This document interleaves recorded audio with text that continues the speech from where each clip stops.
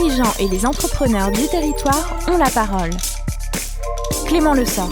Voilà, bonjour à toutes et à tous, je suis ravi, très heureux de vous retrouver comme chaque mardi à 12h30 un peu plus. Allez, cette fois-ci, pour vous parler, continuer à vous parler d'économie de votre territoire en recevant les décideurs et les dirigeants, les entrepreneurs également. Nicolas Rohr, bonjour. Bonjour. Merci d'avoir accepté mon invitation. Vous êtes le cofondateur de Fago avec Frédéric Munier, votre comparse depuis toujours, depuis 10 ans en tout cas. Chaussures, vêtements, bagagerie, accessoires. La marque fête donc ses 10 années en 2019. Quand on observe attentivement la croissance de Fago, Nicolas Rohr, depuis sa naissance en 2009, je le disais, et notamment à travers les nombreux partenariats que vous avez noués, construits avec les grandes enseignes, des marques célèbres, on y reviendra peut-être, la question du déménagement récent de votre siège social à Nantes, on a le sentiment que vous avez fonctionné plutôt comme opportuniste, plutôt que de répondre à un développement stratégique classique. Est-ce que c'est ça le succès de Fago, s'affranchir d'un modèle de croissance organique linéaire et peut-être trop prudent ? Alors, quand on a démarré à 21 ans avec Fred, il faut remettre les choses dans son contexte. On ne connaissait rien à notre métier qu'on exerce aujourd'hui. On n'avait jamais managé de personne, on n'avait jamais créé de marque. Nos parents n'étaient pas entrepreneurs. Donc on a démarré avec une feuille blanche. En fait, on n'a même pas la feuille. On avait juste une envie de porter des baskets différentes des marques qu'on connaît. Donc comment réenchanter, réinventer ce monde qui nous paraissait être un iceberg immense, une montagne, simplement. Et donc, en fait, on a démarré par le début, c'est juste de se dire, qu'est-ce qu'on veut, en fait ? On veut porter une paire de baskets qui soit mode, mais responsable. C'est-à-dire qui soit exactement empreinte de notre génération. Et de là, en fait, on a gravi des marches doucement. C'est pour ça qu'on est 10 ans plus tard, je pense encore là, c'est que l'on fait les choses doucement, mais sûrement. On ne veut pas tout péter, on n'a aucune velléité à être les leaders mondiaux, on a une velléité d'être une marque durable, responsable. Donc, que dans 30 ans, en fait, le message qu'on pousse aujourd'hui soit encore là et même avec une plus belle résonance. Et donc, pour grandir sereinement, il faut poser les jalons pas à pas.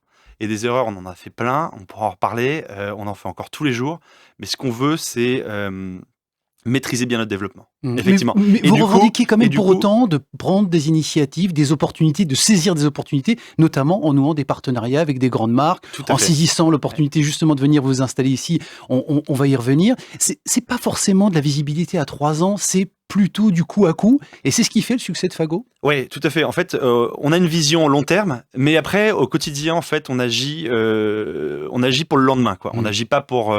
Donc, très concrètement, ça veut dire quoi ? Quand on a créé Fago, on a monté ça ensemble, on n'a pas cherché à se mettre directement dans des grands bureaux, on a travaillé dans notre petit appartement, on n'a pas cherché à lever des fonds auprès de gens, de grandes personnes avec des sommes immenses.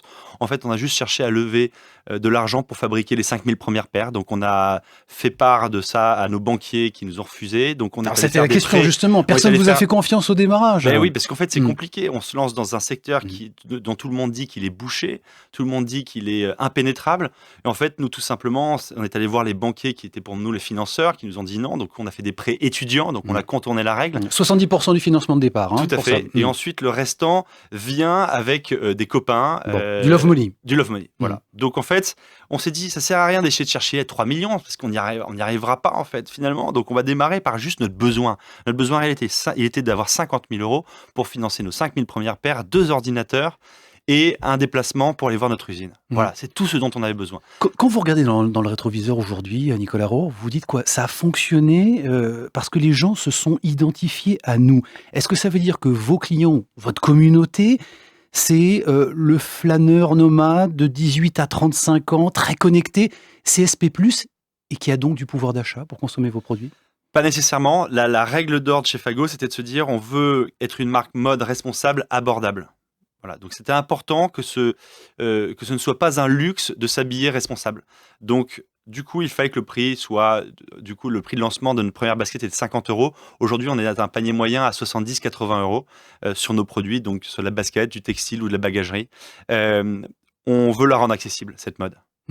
Alors, ce qui est important aussi de noter dans tout ça, c'est que notre développement, on le fait en essayant de prendre un maximum de matières recyclées. C'est-à-dire que nos produits sont fabriqués à partir de matériaux recyclés, parce qu'on considère qu'aujourd'hui, on jette trop de vêtements. On jette 500 millions de vêtements par an en France. Donc nous, on pense qu'il faut le recycler pour créer de nouveaux vêtements. Et tout ça, en fait, malheureusement, a un coût, parce que de s'habiller mieux, ça coûte plus cher que de s'habiller normalement. Ouais, alors justement, selon l'ADEME, c'est intéressant ce que vous dites, l'Agence de l'environnement et de la maîtrise de l'énergie, nous achetons en moyenne 60% de vêtements de plus qu'il y a 15 ans et nous les conservons moitié moins longtemps.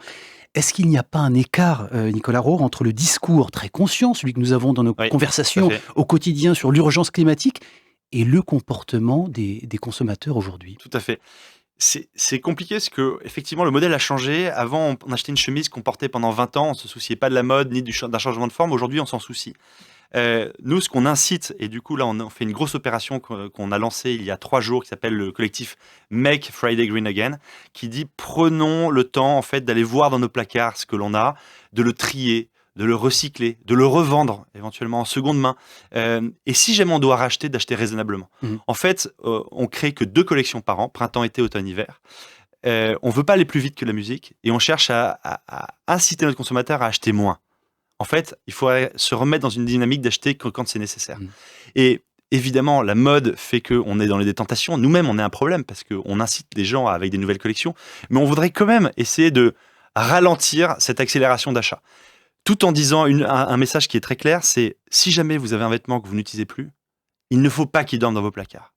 Revendez-le ou recyclez-le, parce qu'on en refera un nouveau. Une entreprise justement à mission, vous vous présentez comme ça, pour la mode responsable et une mode décarbonée. Vous plantez d'ailleurs, c'est le leitmotiv et la signature de votre marque, un arbre à chaque produit vendu.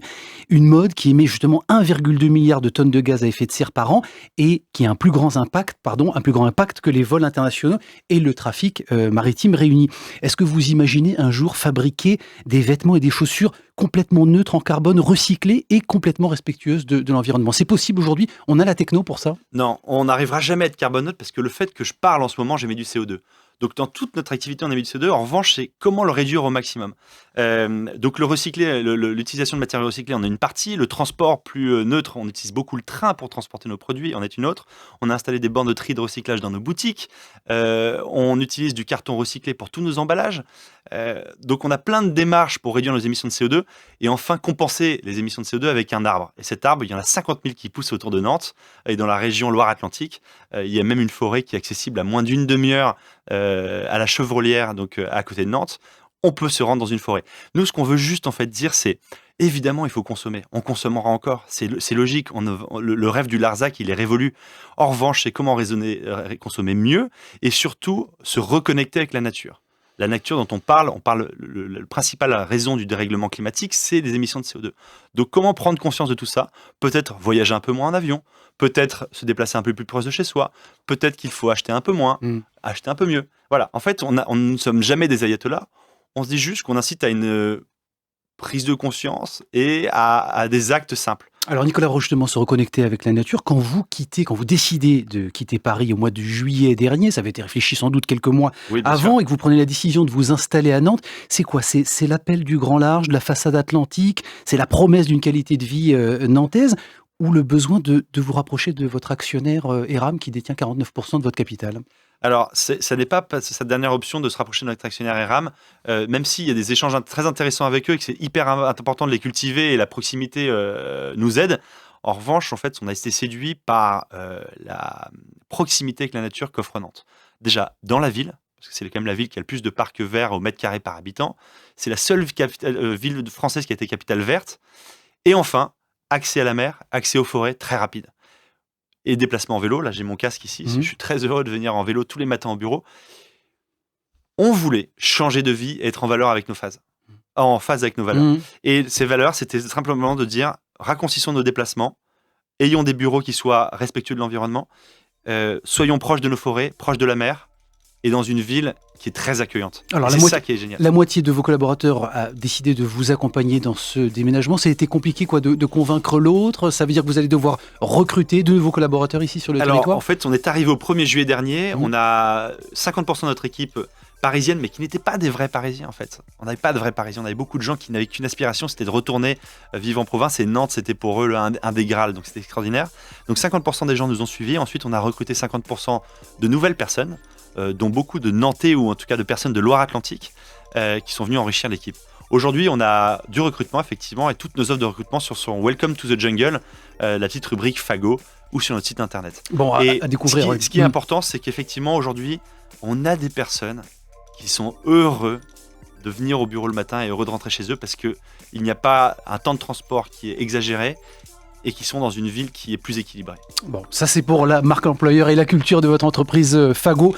À retrouver donc ces offres sur le site Welcome to the Jungle, le site Fago. Merci beaucoup Nicolas Rohr d'avoir accepté notre invitation. Une interview que vous pouvez bien sûr retrouver sur les players et l'application mySun que vous avez forcément téléchargée. J'en profite très rapidement pour vous annoncer que la semaine prochaine, j'aurai le plaisir de recevoir Adeline Humeau. Elle est présidente de l'association des rendez-vous de la réussite. Merci beaucoup pour votre fidélité. Excellente journée à l'écoute du son unique, bien entendu.